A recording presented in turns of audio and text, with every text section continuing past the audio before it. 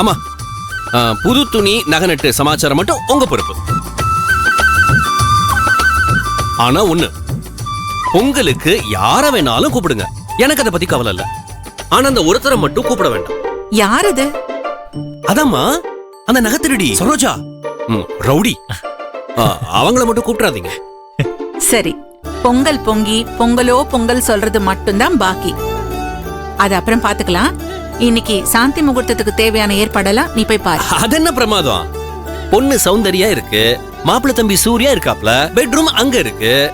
பெட்ரூம்ல நான் வாங்கி வச்சிருக்கிற ரோஜாவெல்லாம் அப்படியே எடுத்துட்டு போய் ரூம்ல பெட் மேல அப்படியே தூவி விட்டுட்டு அப்படியே அழகா சூப்பரா அப்படியே கூடார மாதிரி டெக்கரேட் பண்ணதான் நான் இப்ப போய்கிட்டே இருக்கேன். என்ன சூர்யா, சந்தோஷம் தானே? ஐயோ என்ன வைக்கும் என்ன வைக்கும். ஏய், பக்கத்துல உட்கார்ந்திருக்க சௌந்தர்யா கூட இவ்வளவு வைக்கப்படலடா. போய் வேலையை பாரு.